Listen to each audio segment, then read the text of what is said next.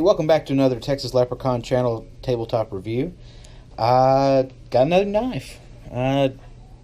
This is my first Paramilitary 2 I've ever purchased. And I've watched a ton of videos on YouTube, read a ton of reviews on some knife forums about the Paramilitary 2.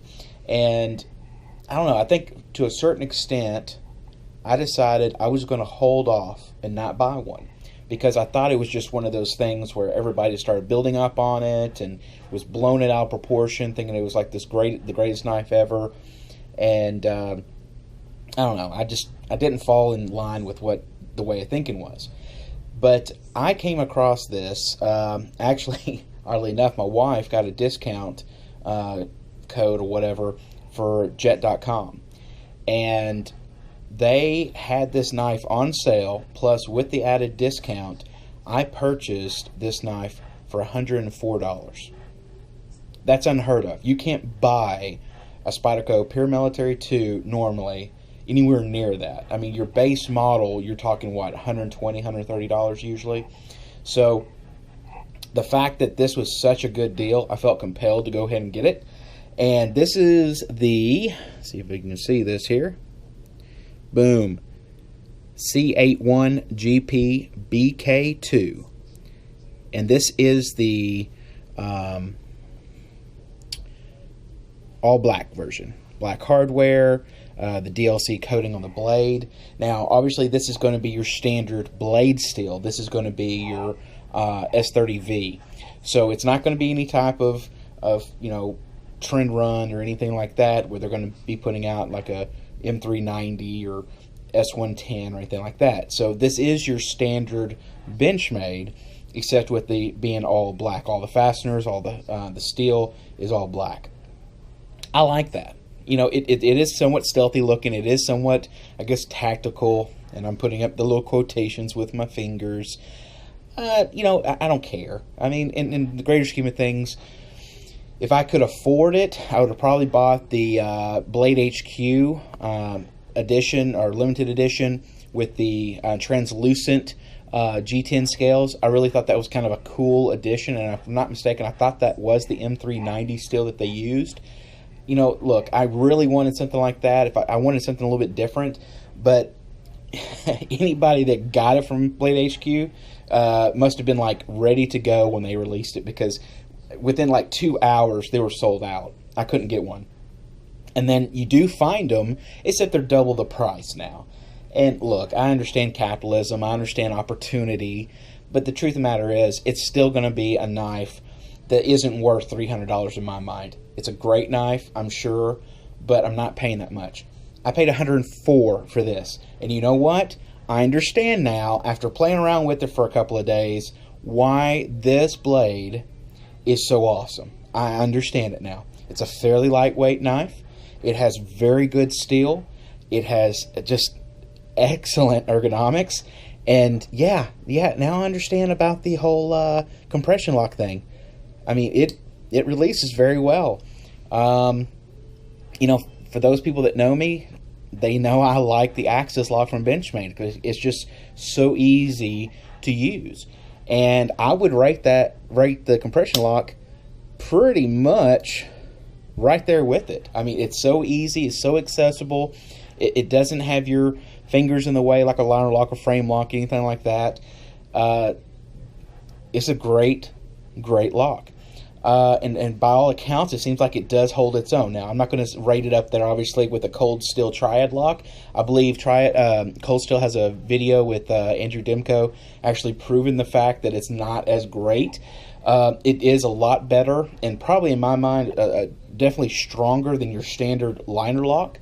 But it's just, for me, once again, I'm not needing this for hard use. I'm not taking this blade out to go, baton with, okay? And no offense to anybody on YouTube, but if you're using this blade to go baton with, you know what? This is not what it's made for, okay? I don't want to get on my soapbox, but I get so freaking frustrated watching videos and people are like, oh, this is, you got to do this with your knife, and if you can't do it, then it's not worth it. Well, guess what? That's BS.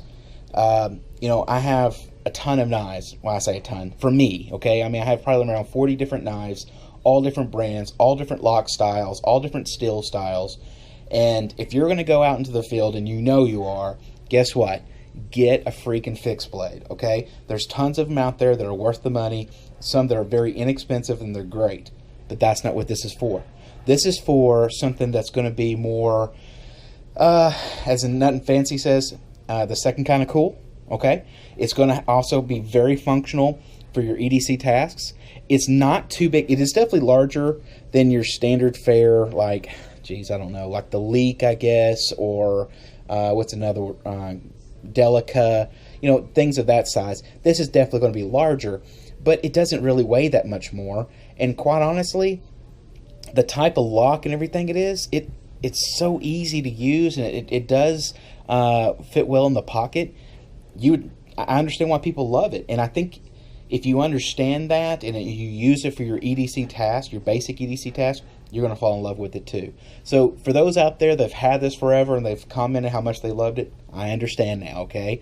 Now, I'm not going to be a total Paramilitary 2 fanboy, okay? I love many other styles of knives out there. I mean, I like my Benchmade Griptilian because I think it's such a great design.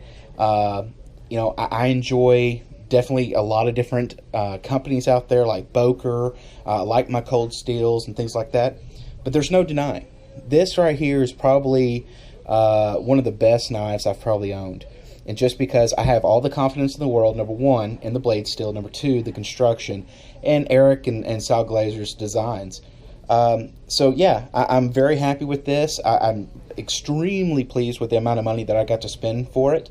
Matter of fact, if you haven't already seen it, I just did another video with the Benchmade Pardue, and I spent right around the same amount of money for it. Now granted, that's a great knife, but this is apples and oranges, and I still paid that exact same amount for this. I mean, in all honesty, this is going to be a better knife. It's a more harder use knife, I should say.